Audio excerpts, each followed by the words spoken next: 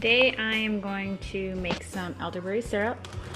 I woke up with a sick kiddo puking next to my bed this morning, and I am out of elderberry syrup, so I decided to break into my stash of frozen elderberries and whip up some syrup, and thought that I would show you guys how to make it because I posted on Instagram, I think a couple weeks ago now, talking about elderberry syrup.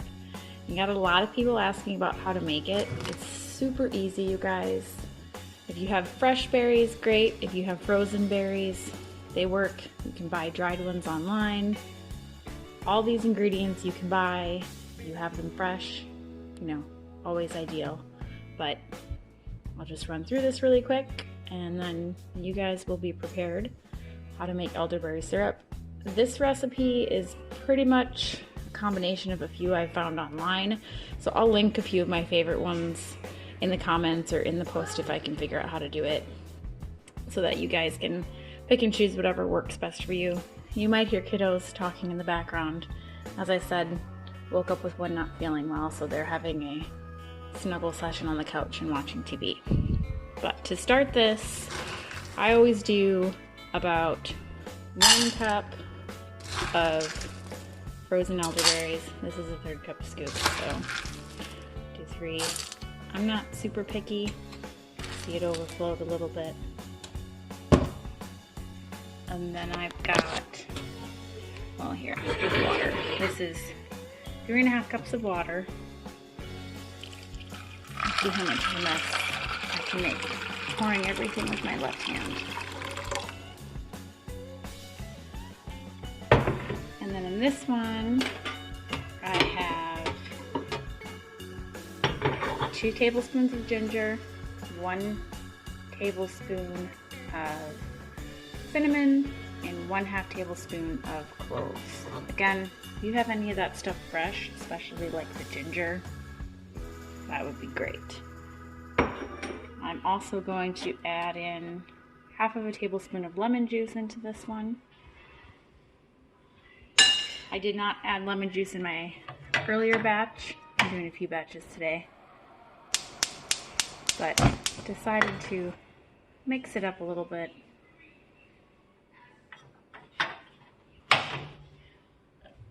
Now, I do not get super picky about de-stemming these guys.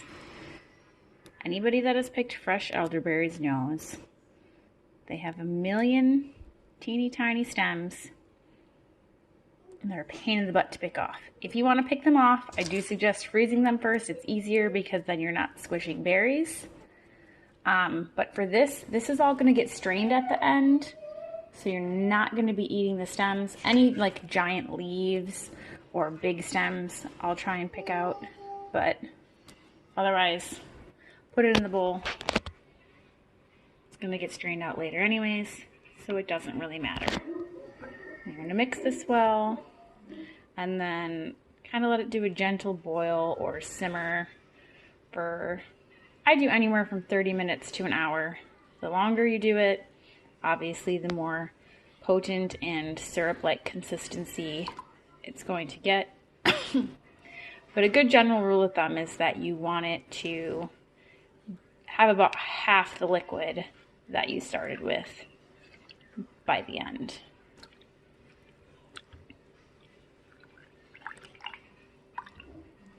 You do need to watch this, because if you have it on too high, it will totally bubble up and boil over and make a huge mess.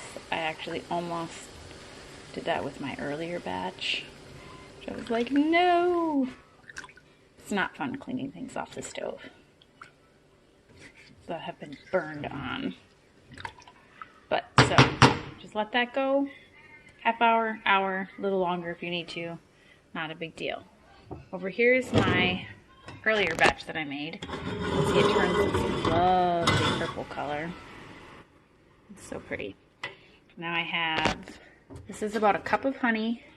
You want to add this in after the mixture has cooled, because you don't want the hot, it's still steaming a little bit. Shh, nobody notices that. You don't want the hot stuff to kill off all the good bacteria in the honey. I think this should be fine. It's been off of the oven for a while. So you add in the honey. If you want to give this to an infant, so a child under a year old, I do not recommend using honey. That is not really considered safe for children. You could add in equal amounts of maple syrup or sugar. Maybe I would do half a cup if you were doing plain sugar, because that would be pretty sweet.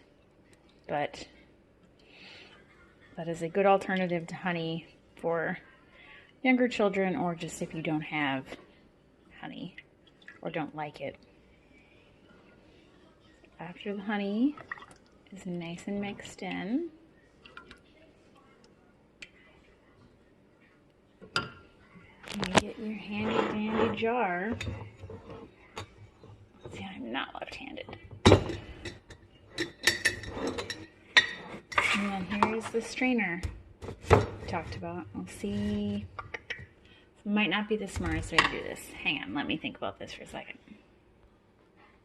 Okay. I didn't think about the fact that I would be holding the phone in one hand when I was prepping this, so I needed to rethink. This will prop itself up nicely. So now I can do this one-handed. So you're just going to pour all of your elderberry mixture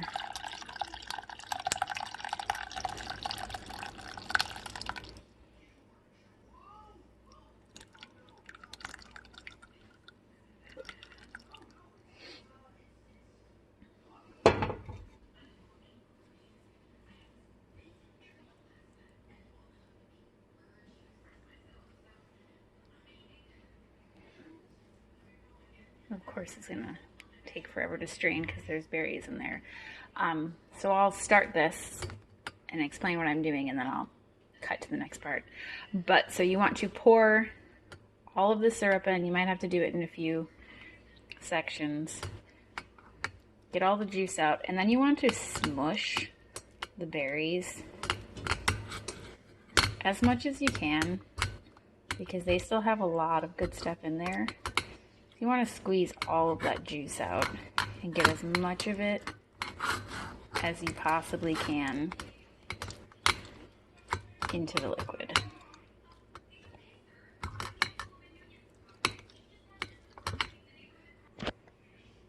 Okay, so I have that pretty good. Most of the liquid is smushed out. You can see the seeds, the stems, random leaves, probably a few bugs. Did not go through the strainer, and saved me, honestly, probably an hour from if I would have tried to pick all those stems off by hand. I used to do it, and I just decided that's not fun, and I don't want to spend all my time doing that. So now I have my jar. We'll see how well I do this.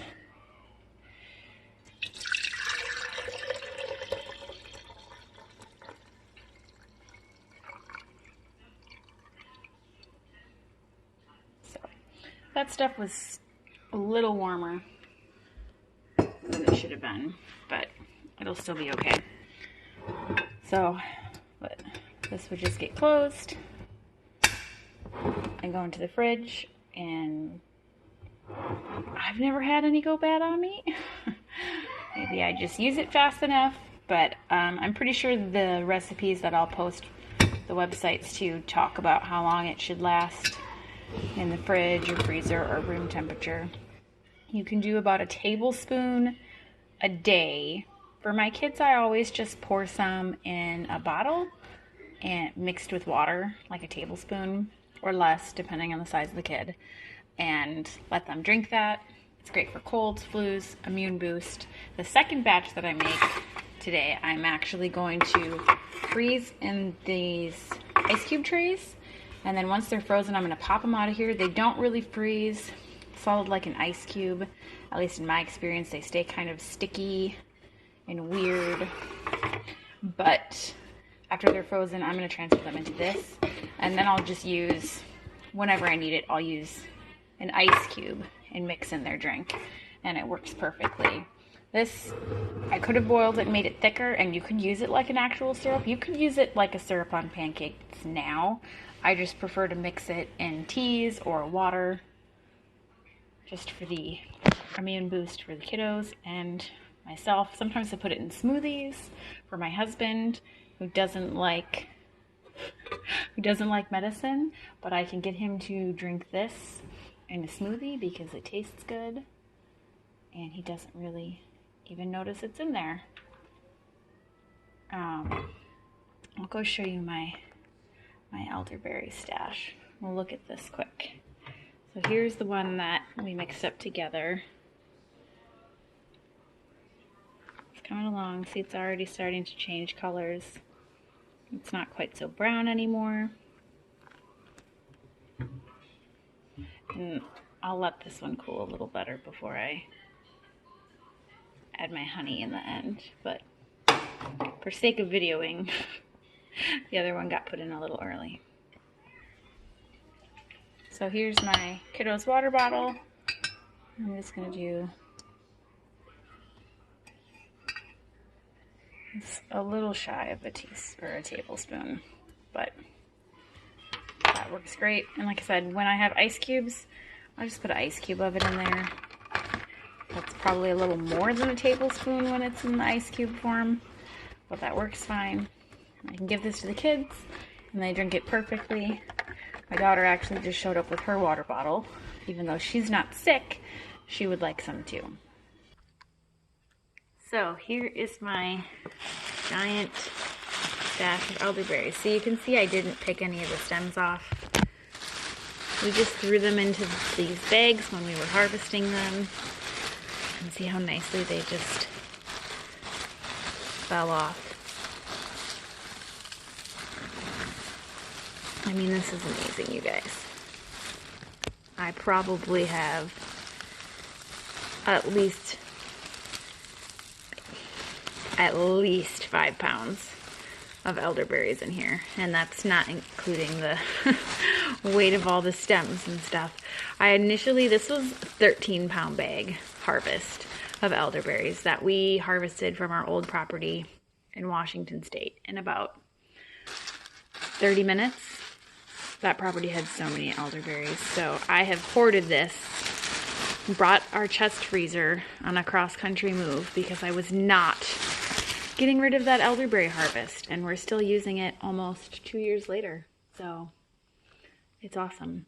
I have a few elderberry plants at this new property, but I need to plant a lot of their seeds all over. So hopefully I can get giant harvests again in a few years. But I hope you guys like the video, and go and make your own elderberry syrup now, because it's so easy and it's so good for you and it's delicious. So don't be afraid to do it.